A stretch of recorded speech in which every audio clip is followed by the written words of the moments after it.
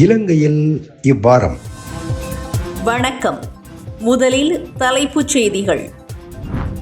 காணாமல் ஆக்கப்பட்ட தமிழர்களின் எண்ணிக்கை குறித்த அரசின் பதில் வேடிக்கையானது. நாடாளுமன்றில் சரமாரி கேள்வி.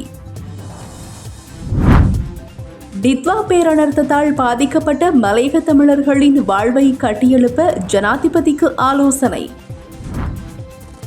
வன்னி தமிழர்களின் காணிகளை தென்னிலங்கை வர்த்தக நிறுவனத்திற்கு வழங்க முயற்சி. போரினால் பாதிக்கப்பட்ட வன்னி தமிழ் மக்களின் பாரம்பரிய காணிகளை உப்பளம் ஒன்றை அமைப்பதற்காக தென்னிலங்கையின் தனியார் நிறுவனத்திற்கு மகாவலி அபிவிருத்தி அதிகார சபை ஒப்படைத்ததாக குற்றம் சாட்டப்பட்டுள்ளது. இந்த திட்டத்தால் தங்கள் காணிகளை இழந்துள்ள மக்களும் வடமாகாணத்தைச் சேர்ந்த மக்கள் பிரதிநிதிகளும் அதிகாரிகளிடம் முறைப்பாடு செய்துள்ளதோடு போராட்டத்தையும் நடத்தியுள்ளனர். போரினால் பாதிக்கப்பட்ட முல்லைத்தீவு கொக்கு தொடுவாய் மத்திய கிராம அலுவலர் பிரிவில் தமிழ் மக்களின் பாரம்பரிய விவசாய காணிகளை அவர்களின் அனுமதியின்றி உப்பளம் ஒன்றை அமைப்பதற்காக சுத்தப்படுத்துவதற்கான அனுமதியை மகாவலி அபிவிருத்தி அதிகார சபை வழங்கியுள்ளதாக இலங்கை தமிழரசு கட்சியின் வன்னி மாவட்ட நாடாளுமன்ற உறுப்பினர் துரைராசா ரவிகரன் முல்லைத்தீவு மாவட்ட செயலாளரிடம் முறைப்பாடு செய்துள்ளார்.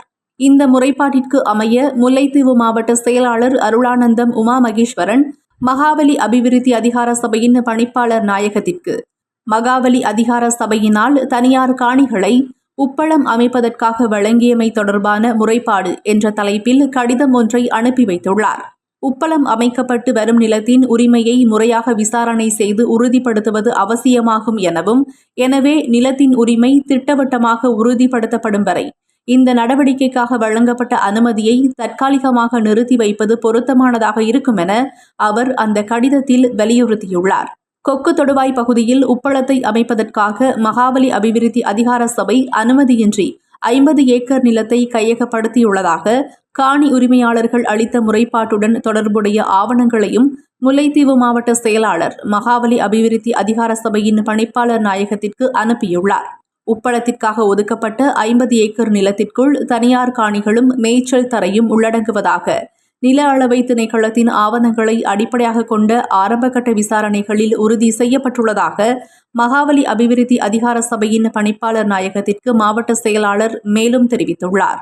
வவுனியாவில் நடைபெற்ற விசேட மாவட்ட ஒருங்கிணைப்பு குழு கூட்டத்தில் கலந்து கொண்ட கமத்தொழில், கால்நடை வளங்கள், காணி மற்றும் நீர்ப்பாசன அமைச்சர் கேடி லால்காந்தவிடம் சர்ச்சைக்குரிய வகையில் காணிகள் கைமாற்றப்பட்டமை குறித்து நாடாளுமன்ற உறுப்பினர் ரவிகரன் தெரிவித்ததாக பிரதேச ஊடகவியலாளர்கள் தெரிவிக்கின்றனர். இந்த விடயம் குறித்து ஆராய்ந்து உரிய நடவடிக்கை எடுக்குமாறு முல்லைத்தீவு மாவட்ட செயலாளருக்கு அமைச்சர் அறிவுறுத்தியதாகவும் அவர்கள் குறிப்பிடுகின்றனர். இதேவேளை வெளியோயா பிரதேச ஒருங்கிணைப்பு குழு கூட்டத்தில் உப்பளம் அமைப்பதற்கு அனுமதி பெறப்பட்டதாக மாவட்ட ஒருங்கிணைப்பு குழு கூட்டத்தில் கலந்து கொண்ட மகாவலி அபிவிருத்தி அதிகார சபையின் அதிகாரி ஒருவர் தெரிவித்தார்.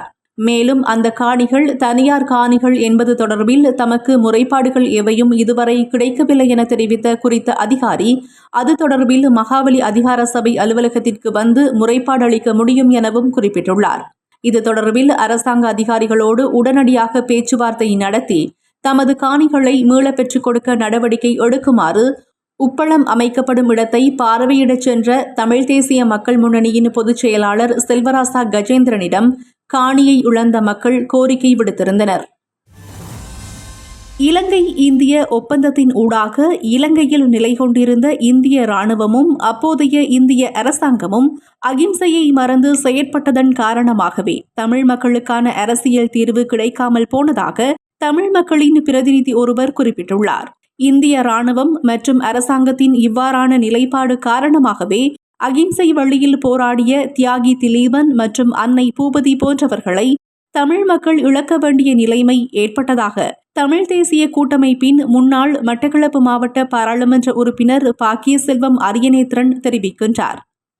அன்னை பூபதியின் 38வது ஆண்டு நினைவேந்தல் மாதத்தின் முதல் நாள் நிகழ்வு மட்டக்களப்பு கெல்லடி நாவலடியில் அமைந்துள்ள அன்னையின் நினைவிடத்தில் இடம்பெற்றது.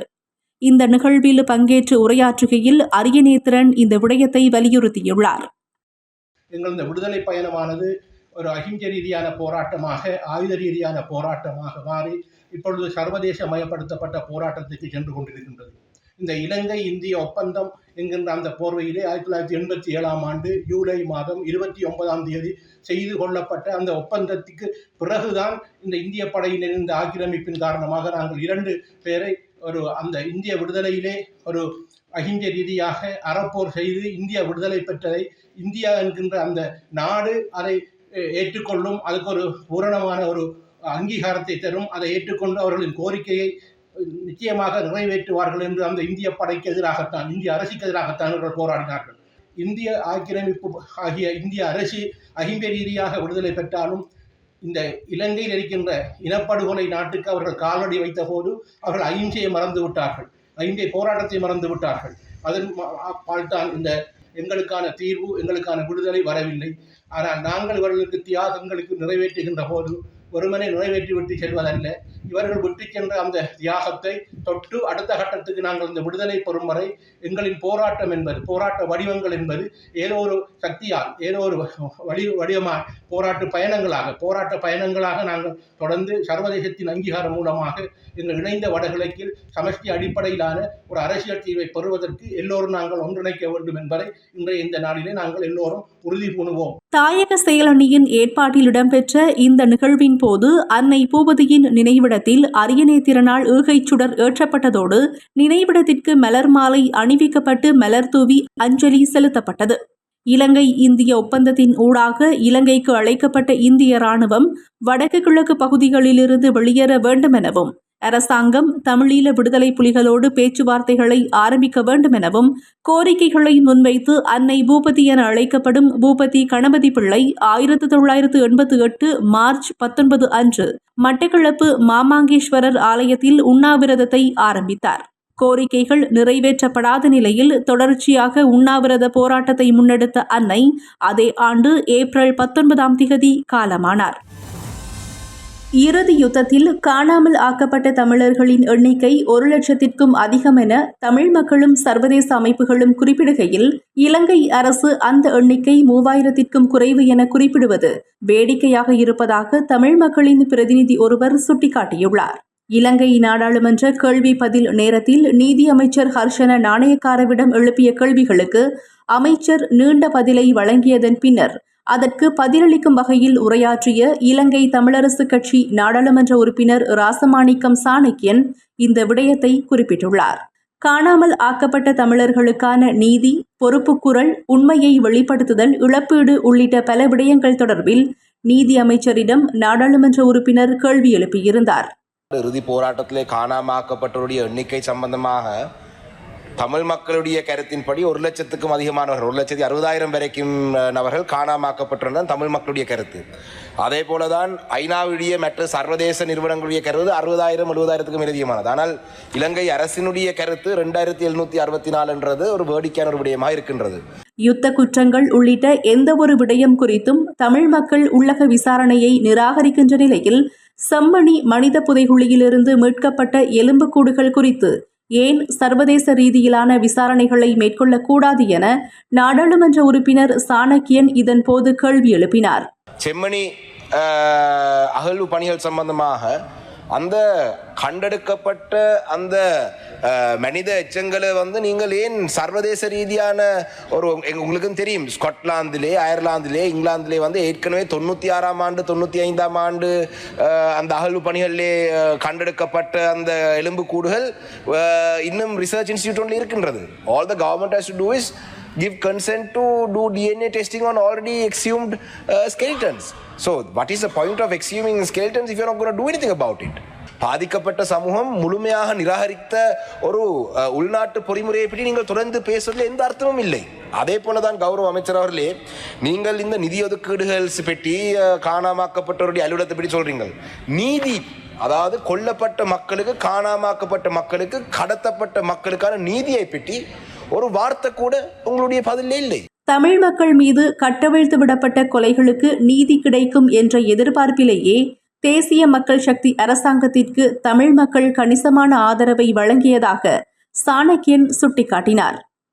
லைக் ஐ செட், உங்களுக்கு அரசாங்கம் வாக்களித்த பொழுது வெறுமனே ஊழல் மோசடிய இல்லாமல் செய்வதற்காக தமிழ் மக்கள் வாக்களித்தார்கள் நான் எதிர்பார்க்கவில்லை. அவர்கள் ஏனென்று சொன்னால் உங்களுடைய அரசாங்கத்திலே இந்த கொலைகளுக்கு நீதி கிடைக்கும் என்று எதிர்பார்த்தவர்கள்.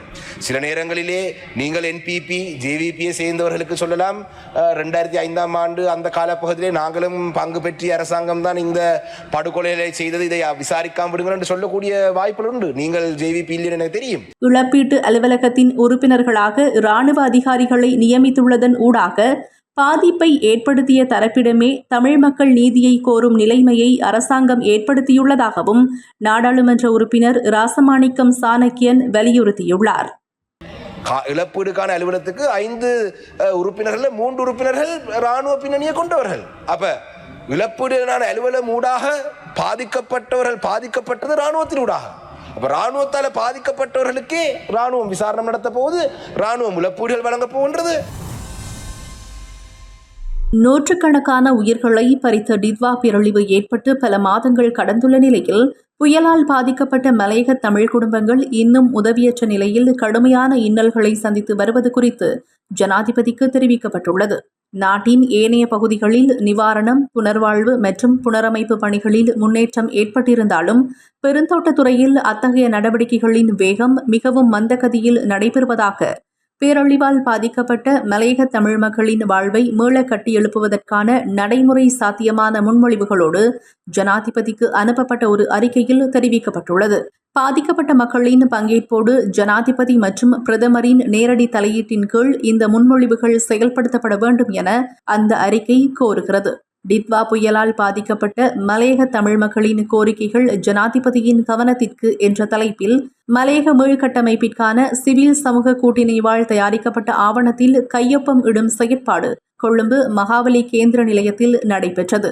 டிட்வா பேரணர்த்தம் மலையக தமிழ் சமூகம் மீது ஏற்படுத்திய பாரிய தாக்கத்தை கருத்திற்கொண்டு தோட்டப்பகுதிகளில் பாதிக்கப்பட்ட குடும்பங்கள் அலைக்கழிக்கப்பட்டு துயருறும் பின்னணியில் ஜனாதிபதி அனுரகுமார திசாநாயக்க தலைமையிலான அரசாங்கத்திடம் மலையக மீள்கட்டமைப்பிற்கான சிவில் சமூக கூட்டிணைவு 15 கோரிக்கைகளை முன்வைத்துள்ளது. பாதிக்கப்பட்ட மலையக குடும்பங்களுக்கு முழுமையாக சேதமடைந்த மற்றும் மீள் குடியேற்ற வீடுகளுக்கு 50 லட்சம் ரூபாயும், பகுதி அளவில் சேதமடைந்த வீடுகளுக்கு 25 லட்சம் ரூபாய் வரையும், தேவைப்படி காணிகளும் மேலதிகமாக 50 லட்சம் ரூபாய் வரையும் வழங்கப்பட வேண்டும்.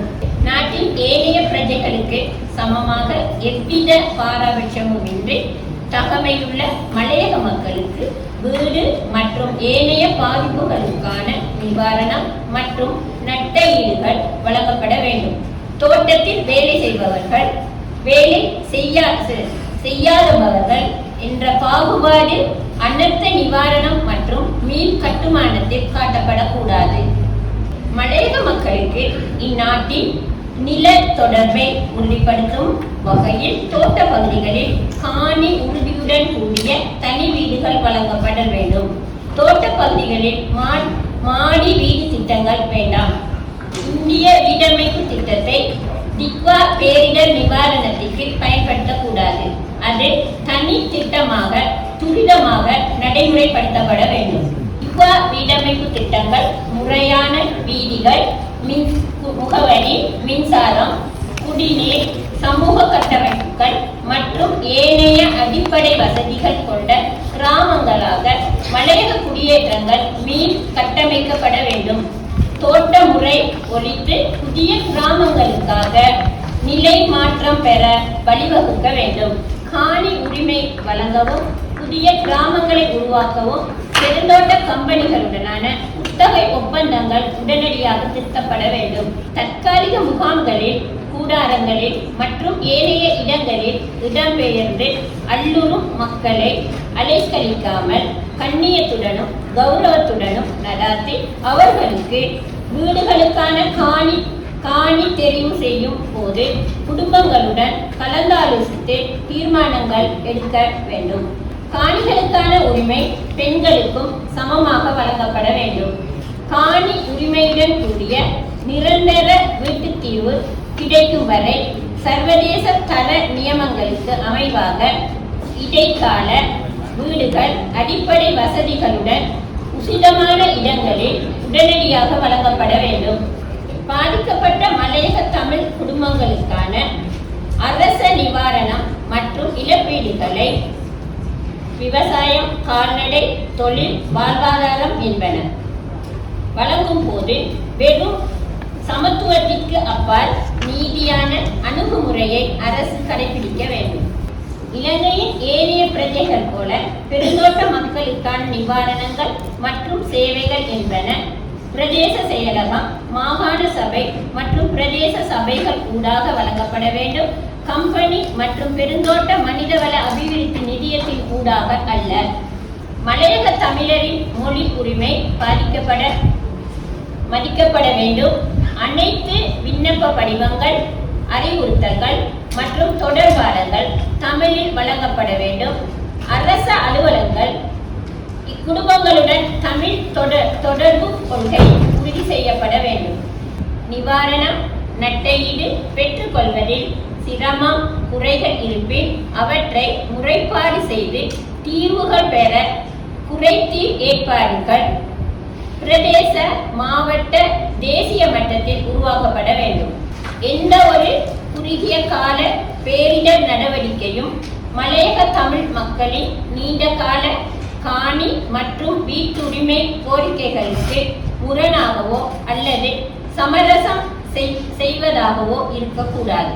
தோட்ட பிரதேசங்களில் டிக்வா பேரிடரால் பாதிக்கப்பட்ட பாலங்கள், வீதிகள், படிக்கட்டுகள், பாதுகாப்பு சுவர்கள், சமூக கட்டிடங்கள் என்பவற்றை சீர்திருத்தும் பொறுப்பை அரசாங்கம் எடுக்க வேண்டும். பிரதேச சபைகள் தோட்ட உட்கட்டமைப்பு பணிகளுக்கு நிதி ஈட்டல் செய்யலாம் என்ற சட்ட திருத்தத்தை உள்ளூராட்சி மன்றங்களுக்கு தெளிவுபடுத்த வேண்டும். மீண்டும் மற்றொரு இலங்கையில் இவ்வாரம் செய்தி தொகுப்பின் ஊடாக சந்திப்போம். நன்றி.